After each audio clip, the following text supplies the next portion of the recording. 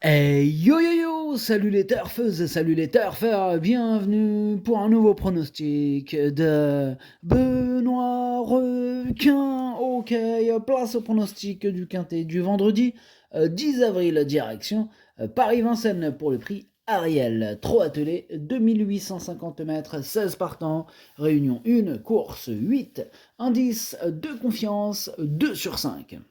Cette vidéo, je la tourne avant l'arrivée du quintet de ce jeudi et je reviendrai dessus demain. Petit message vital avant de commencer, si vous êtes nouveau et que vous n'avez jamais joué, ne commencez pas, gardez votre argent pour remplir le frigo et faire plaisir à vos proches. Ce message est bien sûr le même pour les habitués. Maintenant, ceux qui veulent quand même rester dans le combat, vous avez le bouton rejoindre à votre disposition, directement en lien de la description ou alors en commentaire épinglé, qui vous donne accès donc au niveau 1 pour ma sélection écrite et le niveau 2 pour ma stratégie. Ok, c'est parti, on commence le pronostic et on commence avec le numéro 1, French Connection, que je n'ai pas retenu mais qui est à l'arrière de ma petite liste des possibles troubles faits. Voilà, question de feeling avec ce numéro 1 en champ réduit. Bon, après, celui qui veut vraiment le mettre, pourquoi pas.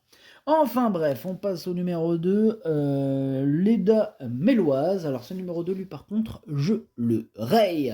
On passe au numéro 3, Leonardo Delou, lui aussi. Je l'ai mis dans la même catégorie que le précédent cité, à savoir à la corbeille. Je le raye. On enchaîne avec le numéro 4, Force of Nature, et on écoute Erwin Bott. Écoutez, Force of Nature, il est dur, il possède aussi de la vitesse, je l'apprécie beaucoup. Il a gagné de bonne manière à Caen en plaçant son sprint, il s'adapte aussi bien à la grande piste qu'au profil plat, il est resté en belle forme et se présenter à un mois lui convient bien. Il a fait ses preuves à ce niveau cet hiver, j'attends de le voir confirmer et terminer parmi les 4 premiers. Oh, il est super chaud, Erwin Bott avec ce numéro 4. Écoutez, il me plaît aussi beaucoup ce numéro 4. Pour tout vous dire, je l'ai mis très haut. Enfin, c'est haut, je l'ai mis quand même quatrième. Donc, aux portes du podium, c'est un très bon classement. Maintenant, ça serait bien que concrètement, vendredi, il termine au moins dans les 4. Enfin, bref, on enchaîne avec le numéro 5, Lagune Pilla. Et ce numéro 5 m'embête, c'est même celui qui m'embête le plus. C'est lui mon gros regret, c'est lui mon cheval de complément en cas de non-tentation possible, cassage en vue. On passe au numéro 6, Lotus Griff, et on écoute Laurent Claude à Brivard. Lotus Griff a couru plaqué des antérieurs à Lyon et a plutôt bien couru. Bon, ici, il évoluera pieds nus, comme lors de sa prestation fin février. Il courait bien à ce niveau de compétition. Sage, il est prêt à confirmer et disputer l'arrivée. En tout cas, il est pieds nus, il est en mode course, donc côté compétition, on va être servi avec ce numéro 6 qui devrait tout donner. Maintenant, en espérant, effectivement, comme l'a souligné Monsieur Abrivard, en espérant qu'il reste au trot, voilà. Ça, on ne peut pas le prévoir avant. Enfin bref, on passe au numéro 7, leader DNT.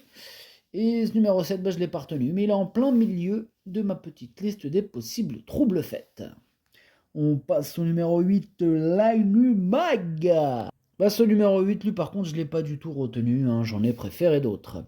On enchaîne avec le numéro 9, Lamont du Douai, et on écoute Nicolas Brideau.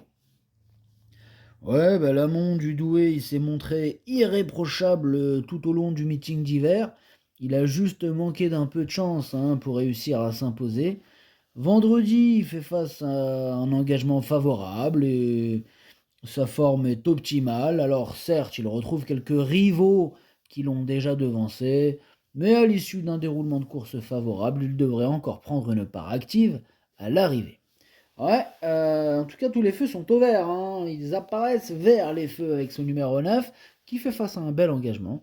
Voilà, moi ce numéro 9, je le vois bien batailler pour les toutes premières places, je l'ai carrément mis deuxième.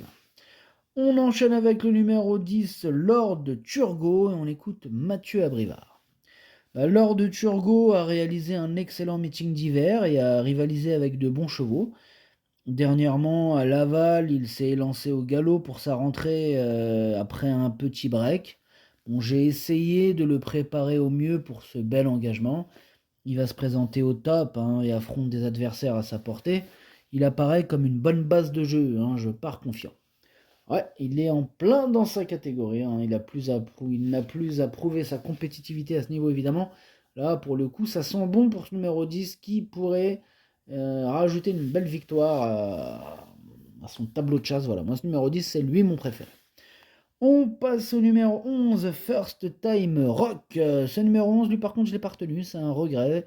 C'est mon deuxième cheval de complément en cas de non partant. On passe au numéro 12, Ferran As, et on écoute Vitale Ciotola. Bonjour Vitale. Si, ciao. Ferran As, il a joué des malchances ces derniers temps. Et récemment, il n'a cessé de reculer par les jeux de relais. Auparavant, il avait galopé dans les derniers tournants alors qu'il allait jouer les premiers rôles. Ah, c'est dommage. Et il avait connu des problèmes musculaires, les muscles. Eh oui, les problèmes des muscles, la musculaire, mais tout est rentré dans l'ordre. Il possède de sérieux moyens, mais il a besoin d'un bon déroulement des courses. Ah, il détient une bonne chance. Il détient une bonne chance. Ok, merci, Vitale, surtout là. Écoutez, moi, ce numéro 12, je l'ai gardé effectivement dans mon prono, je l'ai mis 6ème, attention à lui. On passe au numéro 13, le Gassigiel, et on écoute Jean-Luc Dersoir.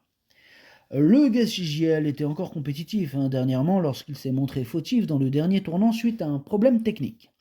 Les œillères se sont rabattues trop tôt et il s'est tendu. Bon, ça peut arriver. Il est resté au top et l'engagement est idéal ici. En n'ayant plus de bons déferrages, de déferrage, pardon, il doit se présenter plaqué. Bon, il a déjà bien fait dans cette configuration et je compte sur lui pour terminer dans le quintet. Je compte aussi sur lui, puisque je l'ai mis 5ème, je l'ai mis dans le quintet. Bref, on passe au numéro 14, Fighter Chronos, on écoute Hansen Eric Bando. Écoutez, Fighter Chronos, il a effacé ses 2 premières sorties malchanceuses en France par une bonne 3ème place il y a 3 semaines. Bon, il s'est allé vite sur une pointe quand il peut être préservé. Il a bien encaissé ses efforts. On va essayer de procéder de la même manière ici. Bon, il affronte une opposition similaire, avec un déroulement correct. Il doit faire au moins aussi bien, sinon mieux que le 21 mars. Sinon mieux. Eh ouais, en tout cas, moi je retiens surtout ça. Mais bon, de toute façon, il me plaisait déjà beaucoup, mais l'entraîneur me conforte dans mon choix. En tout cas, moi je l'ai mis 3ème. On passe au numéro 15, Lobbying de Blary. On écoute Thomas Lévesque. Lobbying des Blary était muni de Top Gun le 21 mars, mais cela n'a pas eu l'effet escompté. Pire, encore pire, il n'avait plus d'allure pour finir. Bon, il ne faut pas le juger là-dessus, je lui remets sa ferrure antérieure. Bon, il a travaillé un peu plus fort depuis, paraît bien calme le matin. Bon, il lui faut la bonne course après avoir volté dans un dos. L'opposition doit lui permettre de disputer l'arrivée. Ok, merci monsieur. En tout cas, moi, ce numéro 15, je l'ai gardé, mais en fin de combinaison. On termine avec le numéro 16, Great Pride. Ce numéro 16, je l'ai pas retenu, mais c'est lui le chef et le capitaine de ma petite liste des possibles casseurs de tickets repérés. Attention.